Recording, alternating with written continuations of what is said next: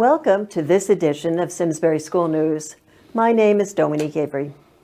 In the wake of February's high school shooting in Parkland, Florida, Simsbury parents, like those all over the country, have wondered how safe their children's schools are and what to do if there's a threat. Joining me today are two guests who can go a long way to answering those questions.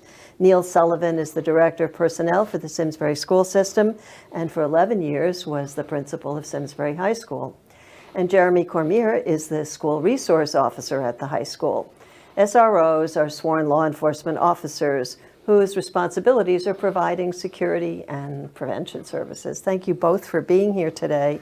I'm really happy you came. Unfortunately, Connecticut is one of those states that has already gone through this. And in 2012, in Newtown, afterwards the state legislature provided some funds for school infrastructure security. Right. And so, Neil, I'm hoping you can tell parents in Simsbury who either weren't around, there are a lot of new parents, Sure.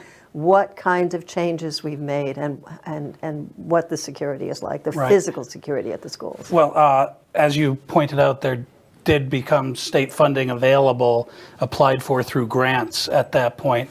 And I would say in the wake of the tragedy at Sandy Hook, that's when Simsbury did do some more hardening of the schools. So the folks who have been here for a while know that that's when we installed all the doors locked with a buzzer system to get in. Before that, that was not how front door security worked at our schools. In fact, before that, going back even further, you could point to a time when multiple doors would be open during a school day. There would be multiple entrances. And that's certainly the time frame in 2012 and 13 where we got to the one entry system for every school and made it a situation where somebody monitored every visitor to the school. It's also a time where we did some hardening of the windows to some degree in the school with some resistant film that was paid for through that grant funding that happened at that time. And we also engaged with a consultant at that time from Colorado, actually from Jefferson County, a consultant group that had been at it a long time. Jefferson County is where Columbine High School Right. was. So really national experts who at that time came to Simsbury, visited all 7 schools, and developed it got us to adopt the standard response protocol that the students in our school system from pre-K through 12 know that our basic procedures around safety, which are, we do a lot of practicing of lockdown drills, but there's also drills around lockouts, evacuations, typically a fire drill as most people think of it, and another procedure called shelter in place.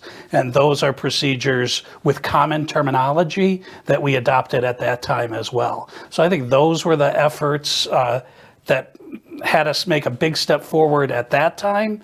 And unfortunately, as these events happen, I think it causes you to revisit again what you're doing. And we've certainly gotten a lot of feedback and suggestions in the few weeks since Parkland. So one of the things you didn't mention was actual physical changes, moving the offices. To me, that was... Yes. Yeah. So 2 of our schools, Henry James and Squadron Line, where the main offices were in an interior place in the school.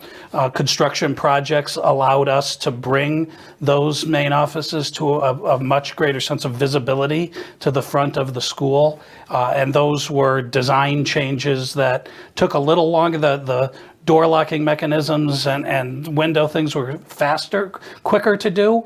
We just moved the Henry James office, I believe, 2 years ago, and Squadron Line was in place last year. So thank you for reminding me. Those were significant changes. Didn't you move the high school office as well? The high school office is now a full 12 years since that construction project moved the office to the front of the high school. Yeah, so that one was in place for a while, but the same for the same reason, to get the front office to a point where, you know, it's about surveillance, really, being able to see the front area of the school. Do you have a buzzer system, or when you see someone there, is there a buzzer system? So in the elementary schools and middle school, it is a secretary in the main office who, through an intercom system, addresses who the visitor is. Often, if it's a parent who might be there frequently, they would recognize that. The person's asked to identify themselves and buzzed in. At the high school, we have 4 security officers in addition to our school resource officer. They're unarmed officers, but they are there for purposes of security, and one of those personnel operates the buzzer system at the high school, where traffic is just a little heavier in and out of the school. So now, in that case, you said surveillance. Is there a camera out there? And there are hundreds of cameras in the schools. That was part of a previous grant, actually, before the Sandy Hook elements that I talked about. So at the high school, I would say over 100 cameras in place, surveillance cameras. Some of which we're using. The ones at the doors we're using. In a live feed. You can use them all in a live feed. We tend to use them more in kind of an after the fact but they are very helpful in terms of incidents that might happen and being able to, after the fact, surveil what happened. So, Jeremy, I don't mean to leave you out. I think I understand as well that we were able to add another SRO officer after Sandy Hook. Do you know? Yeah, that happened right around that time, right after Sandy Hook. When Sandy Hook happened, I was at the police academy. And when I got out, the other school resource officer, Todd Cushman, was my field training officer. And when I got out on my own, I think that's when they opened up the position in 2013. Was it in the summertime of 2013? They opened up the second school resource officer position, and that's Officer Cushman. He takes care of primarily the middle school, and then he takes some time to go out and visit all the elementary schools when he has some free time. So I take care of the high school, and he has pretty much the rest of the schools. So what is your role at the high school? What does a SRO do? I get that question a lot. And when I first became an SRO, I didn't really know what it meant. But after my first year there, I kind of figured it out. And basically, I'm the liaison for Board of Education and the police department. So I'm that connection so that the administration at our schools don't have to always call 911 or somebody at the police department. They have me there. They got my cell phone number. They always call me when I'm needed. But aside from that, I'm a connection for the kids as well in our community and the teachers. I'm always around, always walking around the hallways. I'm always teaching classes. I'm in teaching a bunch of different classes for the kids, like drug addiction, forensic science, crime scene photography. I also coach the high school JV team, so the kids get to see me in a different light other than just as a police officer. So do you feel, you're young, do you feel like you have, you're closer in age, and Yeah. and you feel like you have good rapport with them? Yeah, absolutely. That was definitely one pitch I had when I went for my interview, and Mr. Sullivan was in the interview there, and I definitely used that as my pitch, that I could probably connect a lot better than an older officer would be able to, just because we kind of grew up around the same time, and I think the kids feel a lot comfortable with somebody younger that they could go to and talk to, just feeling that the person would understand what they're trying to say. So both dealing with both their own problems or perhaps, as in the case with Parkland, problems that they see a student having. Is that the kind of thing that you would deal with and hope that they would come to you with? Absolutely. And when I teach the classes, I always like to end the class just letting them know that I'm not there to get students in trouble. It's not my primary job. My primary job is school safety, security, and just to be that connection for the students. And I definitely feel that the kids in our community feel comfortable with not only coming up to me, but coming up to any adult in our school if they feel that there are concerns of another student or a faculty member or issues at home in general. And I make sure that they know that my office door is always open and I'm there to talk about anything they want to talk about. Neil, in the aftermath of Parkland, you mentioned earlier that there's been a lot of discussion and talk about what to do next. What is in the works for changes or improving safety protocols? Right. a few things that even before Parkland happened, we had engaged. It had been about 5 years since that consultant from Jefferson County, Colorado, had come out. So we wanted to get a set of outside eyes on our security procedures again. Actually, through Jeremy and Todd Cushman, they had been to some previous training from a retired school resource officer who does some training across the country by the name of Don Chomet. And Don is now a security consultant in his retirement from the active duty, and came to Simsbury in December.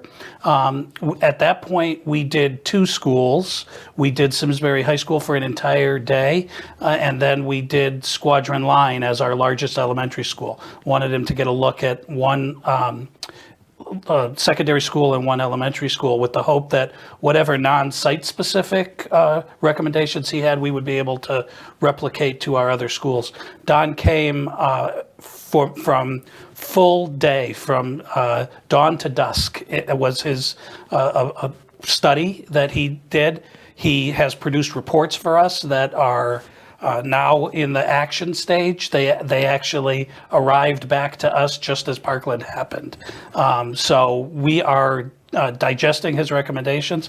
I shared with the Board of Education at the previous meeting that a lot of his recommendations are not around so much the hard wiring. He was impressed with most of what we've done in terms of the cameras and the locks and the door buzzers and all of that. But it's really about what people can do to make their environment more safe in terms of awareness, just environmental awareness, and being able to own your space, if you will, whether that's main office personnel, teachers in a hallway, even students to some degree, teaching them to own their space. So a lot of what those recommendations are going to be are through professional development and training. There certainly are some other things that he has recommended that I would call smaller things that we are going to do, that we don't really talk about publicly because you don't want to let people know what's in a confidential security report. So that's I would say the biggest thing is following up on Don Chomet's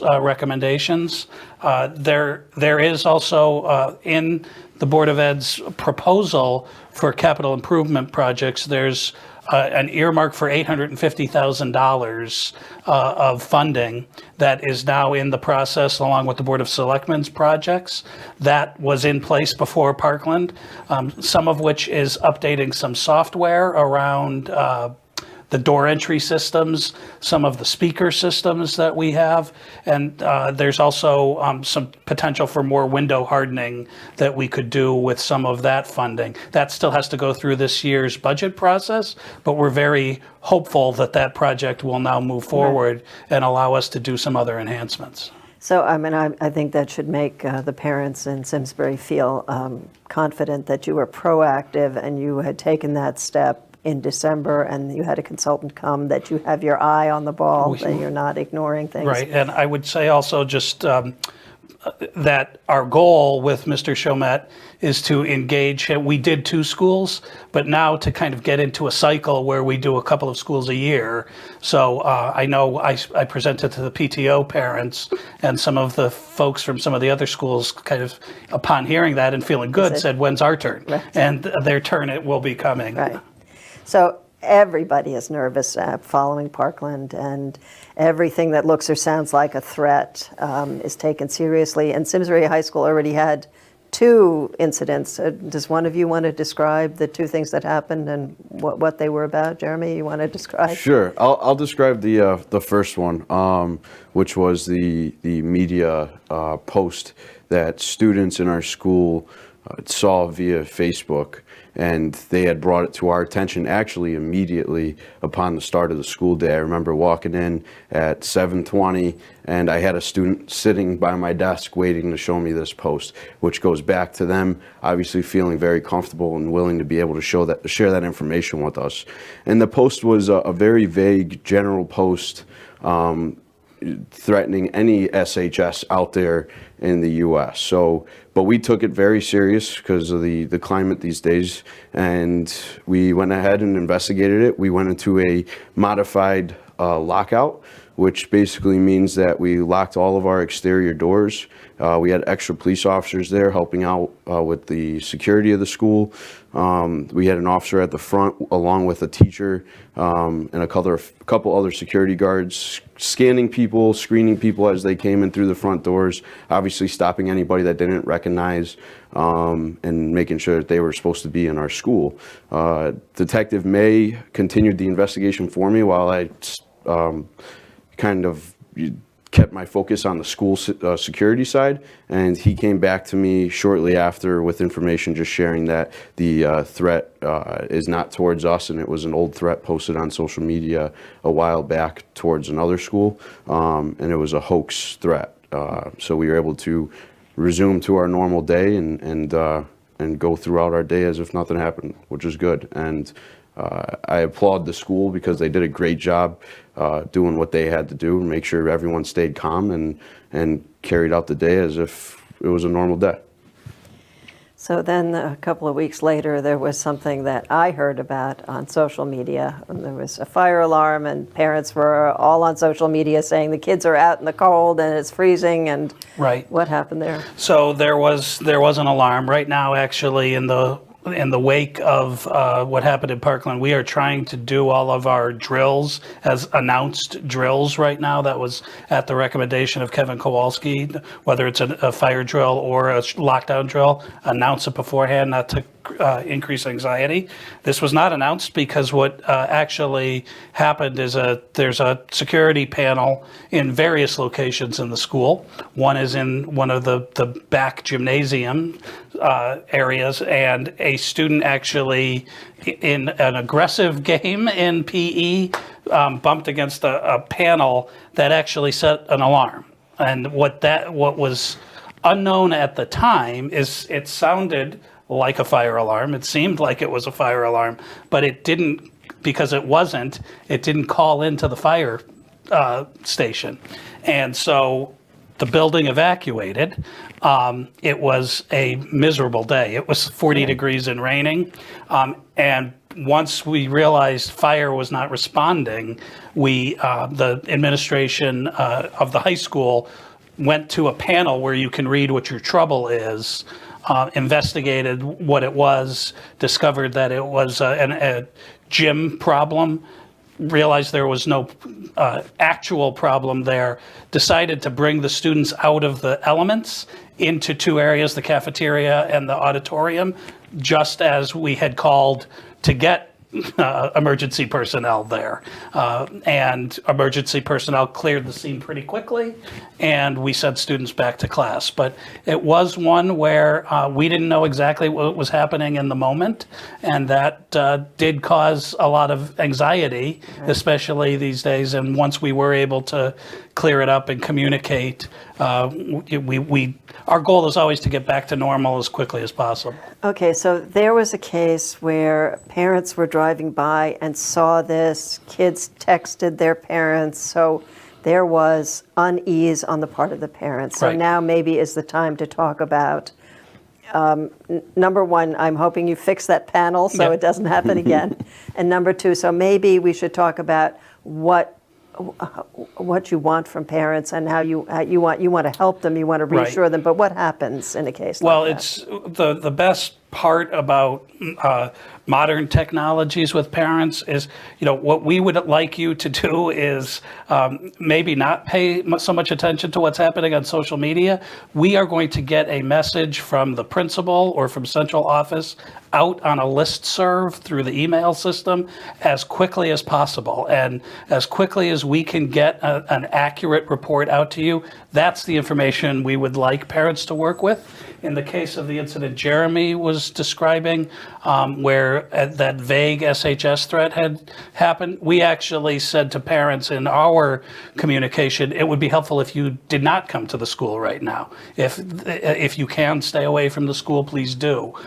So We try to tell the parents that in general, just because we don't want more chaos to occur. Because you can imagine the stress that is happening to a parent and trying to get to the school, and then when they get to the school, trying to find their son and daughter. Right. We try to just tell them to stay away until we give you further notice, and then we allow you to come to the school. And in the event of a very serious incident, that we also have the ability to send out a robocall that can also get information. We tend to use the listserv as the first choice, but there is another method to get information out. So one of the things you said is we wait until we have accurate information in these days of social media. By that time, a parent was driving by and saw something, a text went out, and you are trying to find accurate information. I know from my husband, who was a policeman, the first information is never right. You don't have complete facts. Bad stories get out there if you do tell a story right away. So it's like what you said is, don't, just take it easy, take a breath. Right. Yeah, and I think the issue that happens a lot out there, and we see it on the kids' side, obviously, is that they go straight to social media to try to find out what's going on, and that definitely increases your stress level, because you're going to see something that you particularly didn't want to see, and it might be wrong. Right. It's the good and bad about social media. Right. And I'm the one from the district office. While by title I'm the director of personnel, I've become the school safety expert. Yeah. So usually I'm the representative from central office who gets dispatched to a school when there's an emergency happening. So both of those incidents at the high school, I was on site. And one of the first things I'm doing with a principal is saying, we need to get a message out. We need to get and we just know that that's such an important element of how information works these days. You have to get your message out in front, or you're going to have false information out there. Right, exactly.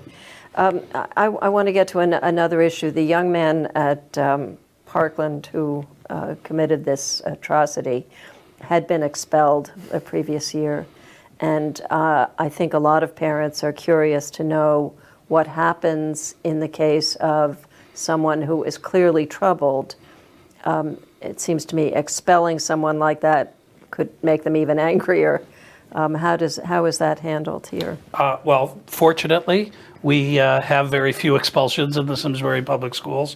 Certainly, we do have students who might exhibit some signs of dangerous behavior. If that is the case, we will make a threat assessment of a student, ranging from a school psychologist who's on site to perhaps an outside mental health resource that we would use. If a student does need to be removed from the school environment through an expulsion, there are some facilities in the area where you can temporarily place a student. Typically with us, we remain engaged with that student and his parents or guardians, or her parents or guardians, through a process of where we might be making an assessment, doing an evaluation of that student, and continuing their education. The goal is to bring that student back to the school environment when they're ready. So for us, expulsion, I can't think of a single example during my time where that meant you were just done. Our students who are expelled, everyone that I can think of still earns a Simsbury High diploma, whether that is at a facility somewhere else or whether that is through a process where they've received education, perhaps some treatment, and come back to Simsbury High School because it's been deemed that they're appropriate to be back at Simsbury High School. If there's a suspension, for instance, you are still responsible for educating that student, right? And how does that work? So legally, a suspension is up to a 10-day removal. Expulsion is anything more than 10 days. And yes, we are responsible for students in either of those cases. The only time legally where you aren't responsible for a student's education, and if there was ever the event of a second expulsion. But that, I can't think of an example of that happening. So we talked about social media a little bit earlier. I also saw on social media, which is actually what gave me the idea to call you and say, I'm sure you were ready to call me, but let's do this now. Somebody saw vulnerability after hours and immediately went to social media and I took it upon myself to say, call the school and ask. Yeah. So just talk about what would you like parents to do if they see something, a vulnerability or a problem? Yeah, certainly reach out to the school system. We've had a number of parents. The first message that Superintendent Curtis sent out, I believe the day after Parkland, was about some of the things we were doing, and it responded with a number of suggestions. Have you thought about this? Have you thought about that?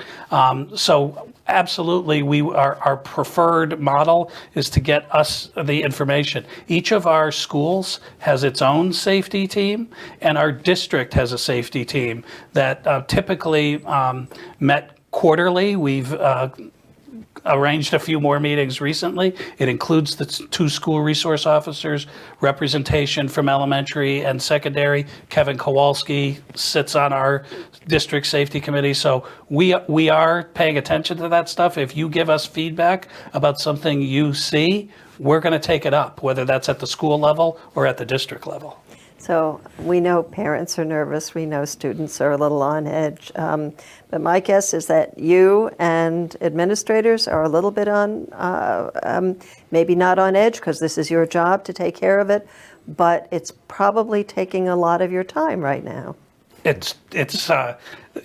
just said to somebody right now, these last few weeks, school safety's probably been about 75% of my time.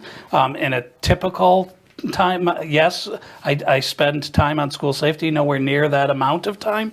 I know that'll get back to normal, but we wouldn't be responsive to our community and to our parents if we weren't putting the time into it. That's true with all the school safety teams. We're going to be doing, I should have mentioned earlier, we're going to be doing an extra layer of training with our school safety teams. So we just scheduled it for the end of April to make sure that the school teams have the benefit of the knowledge at the district level from that district safety team that includes both school resource officers. So we're working really hard at this. But we'll continue to work hard at it. And certainly I know in addition, it's hard for our teachers too, and we know that too. There's anxiety for our teachers, and that we recognize that, and we're trying to have good dialogue with them as well, not just parents. This has gone so fast. We've run out of time. Thank you, Neil and Jeremy, for coming today. I hope that you've succeeded in making parents feel a little less jittery, and we want them to call you and get in contact with either the safety committees if they have any concerns, that you're open to that. That's nice to hear. I also want to thank everybody at SCTV behind the scenes for helping this show get on the air. And finally, I want to thank you for joining us. If you missed any part of this show, you can always find it on demand at simsburytv.org.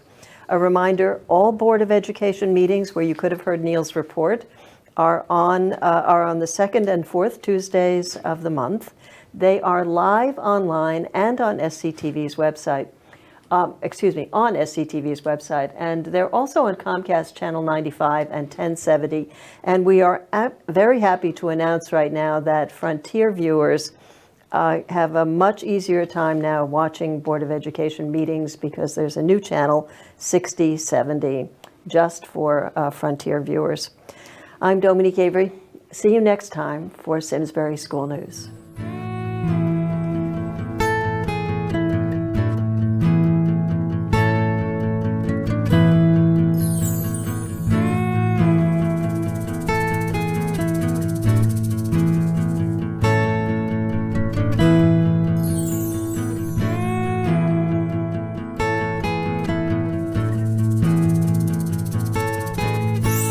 Funding for Simsbury Community Television is provided in part by contributions from viewers like you.